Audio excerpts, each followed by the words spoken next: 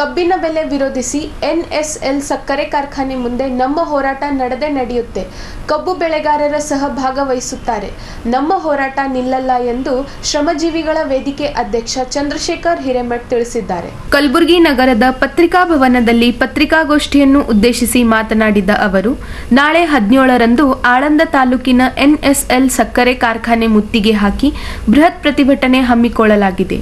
ಈ ನಮ್ಮ ಪ್ರತಿಭಟನೆ ನಿಲ್ಲಲ್ಲ, ನಾವು ಪ್ರತಿಭಟನೆ ಮಾಡ್ತೀವಿ ಎಂದರು. ನಂತರ ಮಾತನಾಡಿದ ಬೆಳಗಾವಿ, ಬಾಗಲಕೋಟೆ ಸೇರಿ ಕೆಲವು ಜಿಲ್ಲೆಗಳಲ್ಲಿ ಪ್ರತಿ ಟನ್ ಕಬ್ಬಿಗೆ 3,300 ರೂಪಾಯಿ ನೀಡುತ್ತಿದ್ದಾರೆ. ನಮ್ಮ ಕಲಬುರಗಿ ಜಿಲ್ಲೆಯ ಕಬ್ಬು ಬೆಳೆಗಾರರಿಗೆ ಯಾಕೆ ಅನ್ಯಾಯ ಎಂದು ಪ್ರಶ್ನಿಸಿದರು. ಕಲಬುರಗಿ ಜಿಲ್ಲೆಯ ಸಕ್ಕರೆ ಕಾರ್ಖಾನೆಗಳು 2,950 ಪ್ಲಸ್ ಸರ್ಕಾರ 50 ನೀಡುತ್ತೆ ಅಂತ ಹೇಳಿದ್ದಾರೆ. ಇದಕ್ಕೆ ನಮ್ಮ ಸಹಮತ ಇಲ್ಲ ಎಂದು ಆಕ್ರೋಶ ವ್ಯಕ್ತಪಡಿಸಿದರು. ರಾಜ್ಯ ಸರ್ಕಾರ ಏನು ಪ್ರತಿ ಟನ್ ಕಬ್ಬಿಗೆ 3,300 ಘೋಷಣೆ ಮಾಡಿದ್ದಾರೆ, ಅದೇ ಬೆಲೆ ನಮ್ಮ ಜಿಲ್ಲೆಗೂ ಸಹ ನೀಡಬೇಕು ಎಂದರು.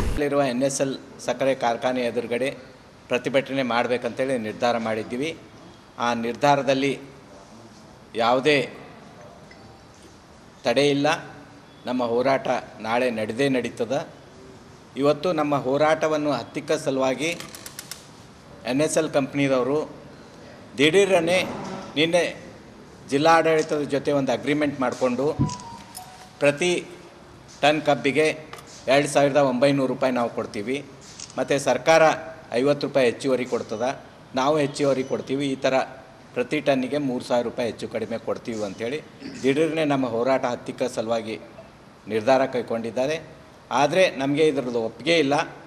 ನಮಗೆ ರಾಜ್ಯ ಸರ್ಕಾರ ಮೊನ್ನೆ ಬಾಗಲಕೋಟ್ನಲ್ಲಿ ಜಿಲ್ಲಾ ಉಸ್ತುವಾರಿ ಸಚಿವರು ಮತ್ತು ಅಲ್ಲಿರುವಂಥ ಇನ್ನೋರ್ವ ಸಚಿವರು ತಿಮ್ಮಾಪುರ್ ಅವ್ರು ಕೂತು ಸುಮಾರು 6-7 ಗಂಟೆ ಚರ್ಚೆ ಮಾಡಿ ರಿಕವರಿ ಕನ್ಸಿಡ್ರೇಷನಿಗೆ ತೊಳೋದಿಲ್ಲ, ಎಲ್ಲ ಸಕ್ಕರೆ ಕಾರ್ಖಾನೆಗಳಿಗೆ ಯೂನಿಫಾರ್ಮ್ ಆಗಿ 3,300 ರೂಪಾಯಿ ಪ್ರತಿ ಟನ್ನಿಗೆ ಕೊಡಬೇಕು ಅಂಥೇಳಿ ನಿರ್ಧಾರ ಕೈಗೊಂಡು ನಿನ್ನೆ ಎಲ್ಲ ಸಕ್ಕರೆ ಫ್ಯಾಕ್ಟ್ರಿ ಪ್ರಾರಂಭ ಮಾಡಿದರು.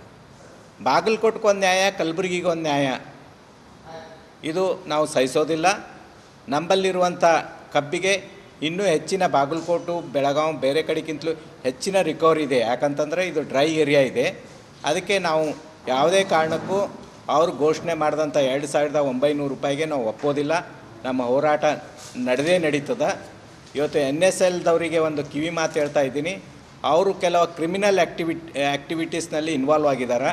ಕ್ರಿಮಿನಲ್ ಜನರಿಗೆ ಇಟ್ಕೊಂಡು ಈ ಹೋರಾಟವನ್ನು ಹತ್ತಿಕ್ಕ ಸಲುವಾಗಿ ಇವತ್ತು ಮನೆಗೆ ರೈತರಿಗೆ ಹೋಗಿ ಕಟ್ಟಿಂಗ್ ಆರ್ಡರ್ ಕೊಡೋದು, ನೀವು ಇಮಿಡಿಯೇಟಾಗಿ ಕಬ್ಬು ಇವತ್ತೇ ಕಟಾವು ಮಾಡಿ ನಾಳೆ ಫ್ಯಾಕ್ಟ್ರಿಗೆ ಸಾಗಾಣಿಕೆ ಮಾಡಿರಿ, ಇಂಥದ್ದೆಲ್ಲ ಮಾಡಿ ನಮ್ಮ ಹೋರಾಟವನ್ನು ಹತ್ತಿಕ್ಕ ಸಲುವಾಗಿ ಪ್ರಯತ್ನ ಮಾಡ್ತಾ ಇದ್ದಾರೆ. ಇದನ್ನು ನಾವು ತೀವ್ರವಾಗಿ ಖಂಡಿಸ್ತೀವಿ. ಯಾವುದೇ ಕಾರಣಕ್ಕೂ ನಮ್ಮ ಹೋರಾಟ ನಿಲ್ಲೋದಿಲ್ಲ. ಆಳಂದ್ ಬುಸ್ನೂರಿನಲ್ಲಿ ನಾಳೆ ನಡೀತದೆ.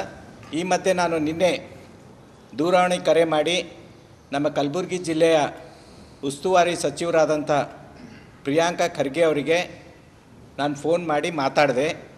ನೋಡಿ, ಬಾಗಲಕೋಟ್ನಲ್ಲಿ ಉಸ್ತುವಾರಿ ಸಚಿವರು ಸುಮಾರು 6-7 ಗಂಟೆ ಸಭೆ ಮಾಡಿ ಎಲ್ರಿಗೂ ಮನವರಿಕೆ ಮಾಡಿ ಕಬ್ಬಿಗೆ 3,300 ರೂಪಾಯಿ without taking recovery into consideration ಎಲ್ರಿಗೂ ಕೊಡಬೇಕು ಅಂತೇಳಿ ನಿರ್ಧಾರ ಮಾಡಿದ್ದಾರೆ.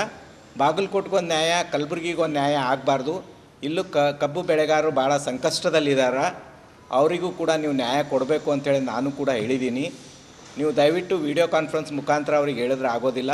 ನೀವು ಕಲಬುರಗಿ ಜಿಲ್ಲೆಗೆ ಬಂದು ಅವರೆಲ್ಲರದ್ದು ಸಭೆ ತಗೊಂಡು ಅವರಿಗೂ ಕೂಡ ಕಠೋರವಾಗಿ ಹೇಳಬೇಕು ಅಂಥೇಳಿ ನಾನು ವಿನಂತಿ ಮಾಡ್ಕೊಂಡಿದ್ದೀನಿ. ಅವರು ಕೂಡ ಇದಕ್ಕೆ ಸಕಾರಾತ್ಮಕವಾಗಿ ಸ್ಪಂದಿಸಿದ್ದಾರೆ.